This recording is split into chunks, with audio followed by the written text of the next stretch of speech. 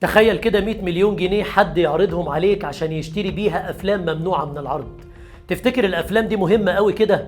ولا يمكن يكون فيها حد مهم عشان تدفع مبلغ زي ده وتشوفه؟ في السنين الأخيرة لسعاد حسني أعلنت إنها هتكتب مذكراتها الشخصية وهتحكي فيها حاجات ما ينفعش تتقال، خصوصا إن فيها أسماء وتفاصيل كتير جدا زي ما بيقولوا بالبلدي كده ما ينفعش معاها الاقتراب أو التصوير.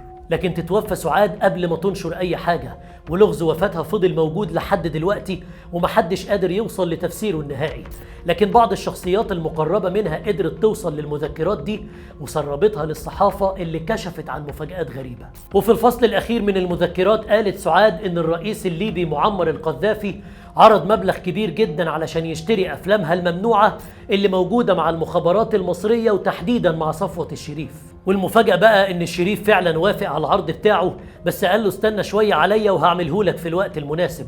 مش بس كده، ده كمان سيف الإسلام ابن معمر القذافي شاف الأفلام دي كلها في مكتب صفوة الشريف، وده اللي خلى سعاد تصمم إنها تكتب مذكراتها بما إن الحاجات دي طلعت لناس معينة بعد ما كانت مخفية عن العيون لسنين طويلة ومحدش يعرف عنها حاجة. واعترفت سعاد كمان بإنها بلغت الرئيس مبارك بكل اللي حصل، لكن ما اهتمش بكلامها، ده كمان بلغ صفوة الشريف بكل اللي قالته لحد ما صفوة سافر لها لندن مخصوص علشان يخليها تسكت وما تتكلمش في الموضوع تاني.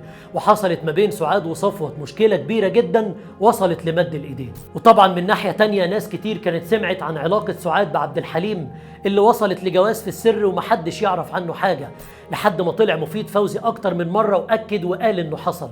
عشان كده الناس بقت تسأل، طب هل الموضوع ده فعلا حصل ولا لأ؟ ولو كان فعلا حصل طب انتهى ازاي وليه؟ عشان تكشف المذكرات ان قصة حبهم فعلا كانت موجودة وانتهت بسبب تعاونها مع صفوة الشريف، لانها كانت مجبرة على كل حاجة بتعملها. وقالت سعاد ان مفيش حد ما كانش طمعان فيها من المحيط للخليج.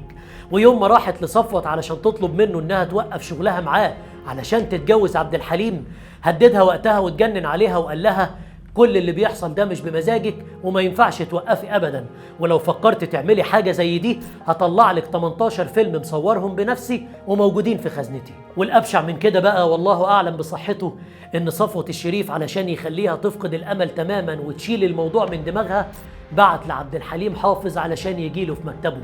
مش بس كده، ده كمان وراه فيلم من افلام سعاد الممنوعه.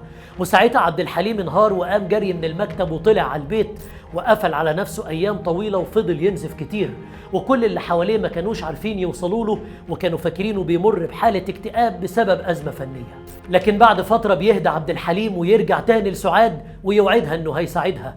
مش بس كده، ده كمان يكلم الرئيس جمال عبد الناصر ويقول له صفوة الشريف قال له لازم تبعد عن سعاد لمصلحه مصر، ويوعدوا الرئيس عبد الناصر وقتها بانه هينهي القضيه دي فورا. وعشان كده ناس كتير جدا ربطت الكلام ده بالقرارات التاريخيه اللي خدها عبد الناصر لما حول صلاح نصر رئيس جهاز المخابرات وعدد كبير من ضباط الجهاز الكبار اللي من ضمنهم صفوة الشريف لمحكمة الثورة، واتعرفت القضية دي باسم انحرافات صلاح نصر. وده اللي خلى صفوة الشريف فضل شايلها طول الوقت الحليم، وحلف انه هيدمر مستقبله، خصوصا لما خرج من السجن في عهد السادات وشارك في تأسيس الحزب الوطني.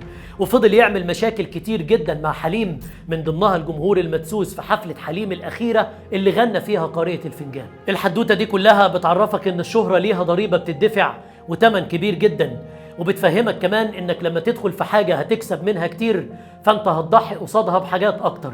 بس الاهم من كده لما تتحط في منصب سلطة وقوة ونفوذ ما ينفعش ابدا تستغله في اذية الناس لدرجة انك تخرب حياتهم.